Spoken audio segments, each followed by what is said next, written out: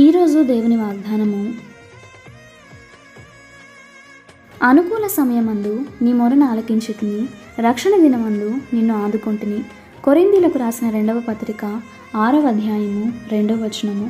కొన్నిసార్లు దేవుని వద్ద మనం చేసిన మనవి వెంటనే నెరవేరకపోతే మనం దేవుని నిందిస్తాము, లేదా దేవుని మనం ఒకటి అడిగితే దేవుడు నాకు ఇంకొకటి ఇచ్చాడని విసుగు చెందుతాము.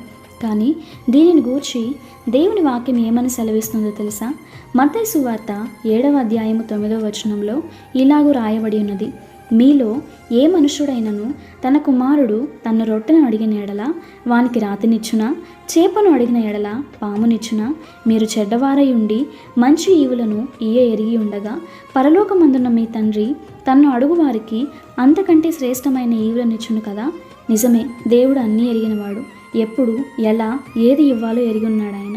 మనం ఏమి ఎరుగని వారము, మనం ఏమి అడగాలో తెలియని వారము, ఎలా అడగాలో కూడా ఎరుగని వారము.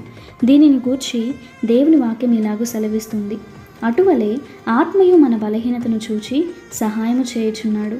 ఏలే అనగా మనం యుక్తముగా ఎలాగూ ప్రార్థన చేయవలనో మనకు తెలియదు, కానీ ఉత్సరింప సఖ్యము కాని మూలుగులతో ఆ ఆత్మ తానే మన పక్షముగా విజ్ఞాపనము చేయుచున్నాడు.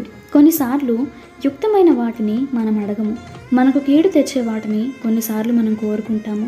కానీ దేవుడు వాటిని మనకు ఇవ్వక శ్రేష్టమైన ఈవులని మనకు అనుగ్రహించువాడై ఉన్నాడు. అలాగే సరైన సమయం ఏదో తెలియకని ఇప్పుడే జరిగి ఉంటే బాగుండు అని కోరుకుంటాము.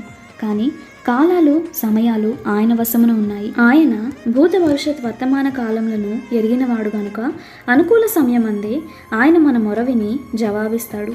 కానీ గుర్తుపెట్టుకో, పిలిచినవాడు నమ్మదగినవాడు, అన్యాయస్తుడు కాదాయన. నిన్ను నడి సముద్రాన ముంచే వ్యక్తి కాదాయన. ఆయన ఎంతైనా నమ్మదగినవాడు. రక్షణ దినమందు నిన్ను ఆదుకుంటాడు గనుక దిగులు పడక ధైర్యంగా ముందున్న పందెంలో ఓపికతో పరిగెత్తు. ప్రభు కృప మీకు తోడయుండునుగాక. ప్రార్థన.